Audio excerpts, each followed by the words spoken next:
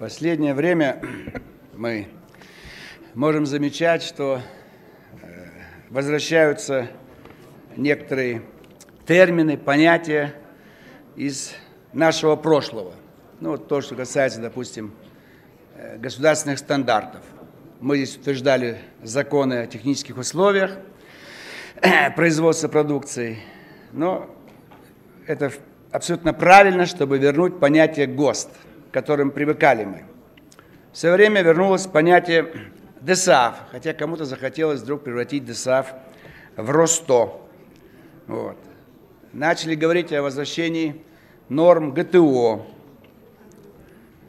Это вот ошибки тех радикалов, которые пытаются переворачивать и закрывать какие-то страницы в истории. Надо сохранять через русский язык связь, так сказать, всех поколений, всех времен, в том числе и в экономике. В данном случае вот ГОСТы или вот спорт, ГТО и в какой-то смысле ДСАФ. Я бы даже сказал и детские организации. В царской России были какие-то бойскауты, не по-русски. В советское время пионеры, опять не по-русски все. Надо было сохранить и то, и другое. Сегодня ничего нету. Ни бойскаутов нету, ни пионеров нету. Это вот наша, может быть, беда крайности. Как и Украина. То она коммунистическая, то она фашистская. А должна быть ни та, ни другая. Это было бы лучше. Потому что советский период много хорошего было, но мы закрыли царский период и всячески очерняли его, в том числе и в национальном вопросе. Поэтому и выросло поколение на национальных окраинах, которые учились по советским учебникам, что Россия – тюрьма народов. Кто это писал? Советские историки. А теперь мы с этой трибуны опять плачемся. Да как же это произошло? Да вроде бы этого не было. Откройте все учебники советские царского периода. И война империалистическая, надо ее повернуть, штыки против царя, превратить в гражданскую. И весь последующий период. И от единого государства перешли к федерации. Это никогда не было характерно для России. И большинство государств в мире унитарные, то есть единство территории, невозможность отщепления, выхода какой-то части территории. Но цель-то была политическая, чего же мы ее теперь скрываем? Это все было сделано с тем, чтобы была федерация, в которую могут вступать другие советские республики. А их не оказалось, а федерация осталась. Поэтому надо, чтобы ученые-историки сказали, что такое украинский язык. Это же не я говорю. Откройте все учебники истории, вам скажут, кто этот язык изобрел. Украинский, русский филолог Грушевский в Вене получил грант и написал учебник украинского языка. Откройте инструкции, по которым внедряли этот язык, заставляли на нем говорить. Откройте документы русской полиции, когда ввели понятие «украинец» или «советское время». Украинизация кадров не только на Украине, по всей стране. Вы вспомните, вышла молодежь в Казахстане, декабрь 1986 года. Почему она вышла? Потому что русского поставили первым секретарем ЦК Компартии Казахстана, Колбин из Ульяновска. Что тоже этого не было? Не надо скрывать историю. Сегодня уже все известно, и не надо опять выбирать какие-то плюсы. Надо обращаться к народу. Видите, как народ? Вчера все за коммунизм орали, так сказать. Сегодня все также за фашизм. Поэтому бесполезно обращаться к мудрости народа. Кто заплатит, тот и будет, так сказать, заказывать музыку и песню. А надо к царю вернемся снова. И будут все петь гимн «Боже, царя храни». В интернете найдите слова этого гимна. Вы же увидите, что там куда лучше гимн, чем нынешний гимн. Нынешний про географию. Раскинулись наши поля и леса. А в царском гимне каждое слово во славу страны, во славу народа. Про бедных, про богатых, обо всем. 30 строк и вся история России. И здесь уже, к сожалению, все решают верхи, а низы подталкивают к революции. Вот Каддафи 3 года назад его растерзали. Его боготворил ливийский народ, потому что там был настоящий социализм, зеленый, исламский. Жилье бесплатно, обучение бесплатно, бедным пособие, учиться за границу, пожалуйста. У всех все было хорошо. Но надо убрать такое хорошее государство. Потому что нефть. В другом месте бы не обратили внимания, а здесь нефть. И этот же народ, умудренный, так сказать, растерзал своего руководителя, на которого молились. А сейчас спросите у них, скажут, давайте обратно Муаммара Каддафи. При нем было лучше. Ирак спросите, скажут, давайте обратно Саддама Хусейна. Потому что разгромленная страна, теракты каждый день. Вот. Это все как бы нужно все-таки нам правильно смотреть на историю. Ведь в чем была проблема советский период? Мы его назвали искусственно. Была одна страна, мы закрыли, так сказать, и все советская культура, советская история, советский спорт. Но вы понимаете, что это ничего не означает? Мы поломали сознание людей. И как только убрали слово «советский», сразу вылез национализм. Он был бы умеренный, если бы он был бы всегда, как было в царской России. Но как только убрали искусственную идеологию, сразу везде пошла антирусская идеология. В отместку вы нам запрещали быть теми, кем мы родились. Всех нас назвали советские. Теперь вы же, Москва, убираете слово «советские». И с кем вы нас оставляете? Это же месть в определенном смысле. Месть за то, что никакой коммунизм не получился и никогда не получится. Как и новая экономическая политика. Одни говорят, Ленин молодец, начал ее. И действительно все стало лучше, заработала страна. Но ведь есть документы, по которым Ленин предполагал после этого начать террор. Что это видимость, так сказать. Пусть Запад даст кредиты, пусть Запад успокоится. И Сталин выполнил завещание Ленина. То, которое мы с вами еще прочесть не можем. Не о том, кто там грубый, хам и так далее, а о том, что новая экономическая политика, это не была реальной политикой, а прикрытие, чтобы потом начать террор. И Сталин выполнил. Он шел чисто по ленинскому пути, потому что цель была одна – уничтожение буржуазии. Сегодня есть исламское государство на Ближнем Востоке. У них цель уничтожить всех христиан, нас с вами. Среди мусульманского мира уничтожить всех шиитов. Среди суннитов уничтожить умеренных, чтобы остались только радикалы. И у них есть деньги, есть оружие. А лет через 50 кто-то будет описывать эту историю исламского государства и будет позитив находить. Обязательно найдут позитив. Забудут, как они отрезали головы или руки. Поэтому историю нельзя закрывать. Она объективная.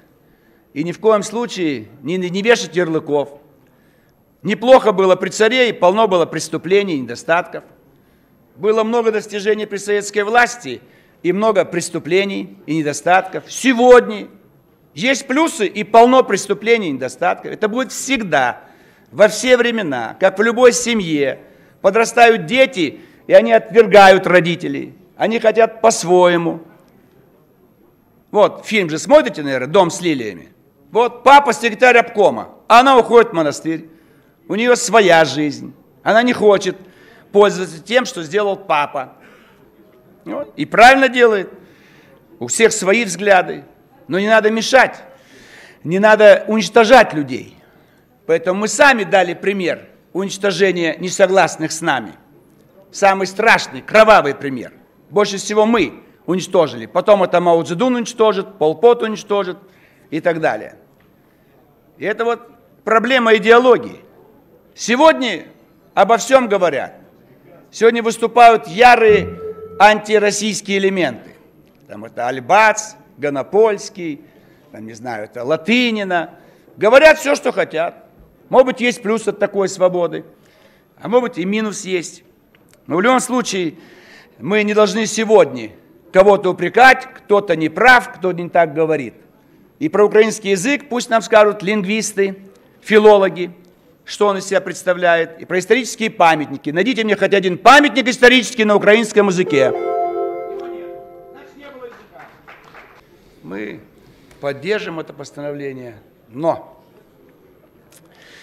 какова цена вот таких наших отношений с дальними странами и в целом внешняя политика?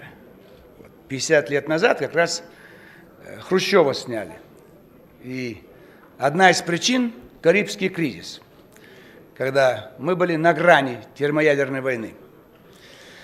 Как произошло, что мы взяли, так сказать, на прицеп эту страну, Куба? Ведь перевороты там происходят постоянно. И Гватемала, и Доминиканы, Никарагуа, ну вся Латинская Америка прошла.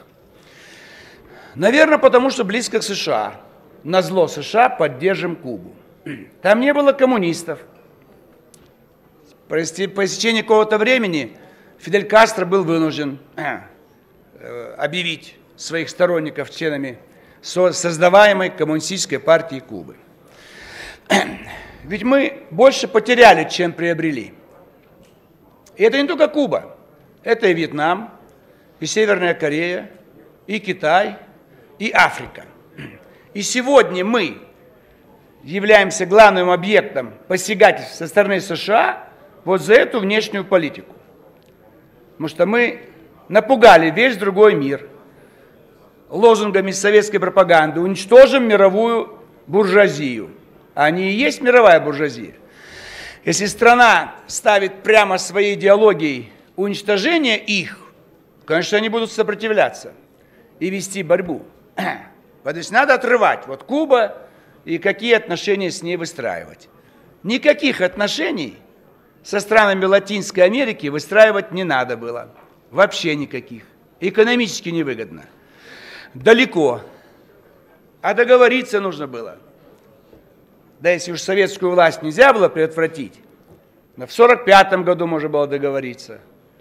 Не поджигать национально-освободительную борьбу в Африке и в Азии, и не поддерживать партизан Латинской Америки, а договориться, пока еще можно было, пока мы еще были союзники, что Латинской Америкой пускай США занимается, Африкой пускай занимается Западная Европа, а мы будем заниматься только Турция, Иран и Афганистан, 3 наших южных соседа. А Китай, Япония и Индия, можно было тоже договориться, не влезать в их дела. И тогда в Китае был бы Гоминдан, правящая партия, как сегодня на Тайване. Индия была бы такой, как сейчас, а у нас не было бы тех противников, с кем мы сегодня боремся. Мы продолжаем содержать тех наших друзей.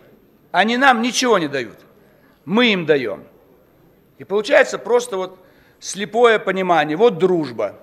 А зачем такая дружба нам нужна? Если бы мы не стали поддерживать, никто бы не знал. Какой-то Фидель Кастро, какая-то Куба.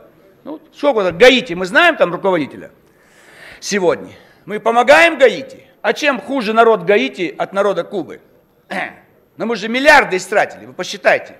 В советский период нам Куба обходилась ежедневно в $1 миллиард. Это 365 миллиардов в год, умножьте там на 30-40 лет. Сколько денег, сколько дорог можно было построить, жилья и так далее. И весь мир. Мы же, провал советской системы, это не цены на нефть.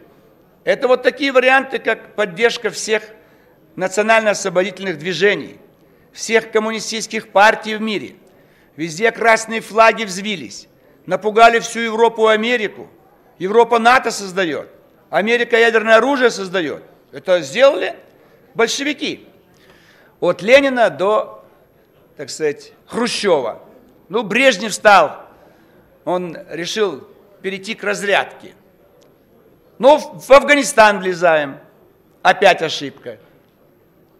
Опять мы в противостоянии с Америкой, и опять деньги тратим, и людей губим. Что получили? Сейчас же можно сказать, что сделали плохо. Поэтому надо делать правильные выводы.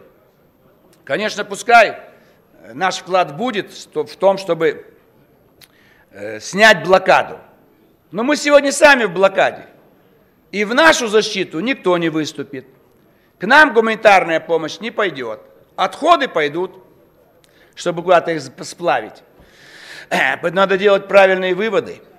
Со всеми странами мира поддерживать отношения. Умеренные, холодные. Забыть слово «дружба», «братство», «солидарность». Забыть эти слова. Только холодный расчет. Тогда будет какой-то, так сказать, успех. Вот Украина. Мы же с вами создали комплекс. Уголь, кокс, металлургические заводы и так далее. И что теперь будет с этим комплексом? Его будут уничтожать, потому что украинская сталь не нужна Евросоюзу. А уголь Донбасса дороже, чем наш на Кузбассе. И что делать опять? Опять дотация, опять отрывать. Это ошибки. Поэтому надо радикально нам решить раз и навсегда. Не надо никаких плясок дружбы и поцелуев, так сказать. И раздавать все. Кто дал право Брежневу и Хрущеву наши с вами деньги раздавать по всему миру? Огромное количество. Это же недопустимо. Но не было нормального парламента, нормальных министров. Но сейчас же это надо остановить. Сейчас же продолжается. Мы опять Украине прощаем $1 миллиард. Мы опять понижаем цену на газ. А там опять продолжают убивать русских. Это же продолжение политики. Пусть в уменьшенном составе, чуть послабее. Но та же самая линия, которую надо поломать. И наш комитет по международным делам этим не занимается. Мы должны никому не помогать. Никому в долг не давать и не прощать долги, а требовать, чтобы долги нам своевременно возвращались. Тогда будет здоровая экономика, тогда не будет крушения памятников. Чтобы памятники не сносили, ставить не надо. Самое радикальное решение. Если вы ставите памятники политическим деятелям, обязательно снесут. Не в этом году, через 50 лет. Зачем травмировать людей вперед? Ставить не надо, помогать не надо. Дружить не надо, а холодный расчет. Получи и заплати, и до свидания. Спасибо, Владимир Вольфович.